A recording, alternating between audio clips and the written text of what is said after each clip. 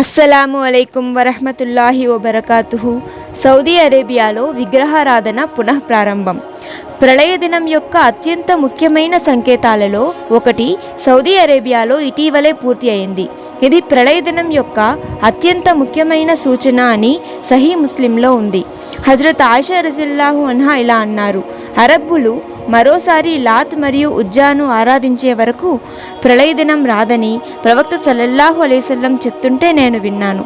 మక్కాలోని ముష్రికీన్లు అవిశ్వాసులు కాదని, వారు కూడా అల్లాహ్ను విశ్వసించి కాబా ప్రదక్షిణలు చేశారని గుర్తుంచుకోవాలి. అయితే అదే సమయంలో వారు ఈ ముగ్గురు స్త్రీ దేవతలను అంటే లాత్, మనాత్ మరియు ఉజ్జాలను అల్లాహ్ యొక్క కుమార్తెలుగా పిలిచి వారిని ఆరాధించేవారు. వారు వారి పేరు మీద త్యాగాలు చేసేవారు మరియు కాబా ప్రదక్షిణ చేసేటప్పుడు ఈ ముగ్గురు పేర్లను తీసుకునేవారు. షేక్ ఉస్మాన్ ఇబ్నే ఫారూక్ ఒక పాకిస్తానీ అమెరికన్ ముస్లిం పండితుడు. ఈ మధ్యనే ఆయన తాజాగా ఇలా దావా చేశారు, ప్రళయ దినానికి మనం ఎంత దగ్గరగా ఉన్నామంటే నమ్మడం చాలా కష్టం.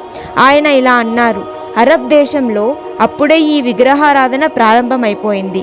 ప్రస్తుతం వాటిని పూజించే వారి సంఖ్య తక్కువగా ఉన్నప్పటికీ ఈ ప్రక్రియ ఇప్పటికే ప్రారంభమైంది. హేయమైన ఈ విగ్రహాలను తిరిగి తీసుకురావాలని సౌదీ అరేబియాలోని సోషల్ మీడియాలో చీకటి సంకేతంగా డిమాండ్ చేస్తున్నారు.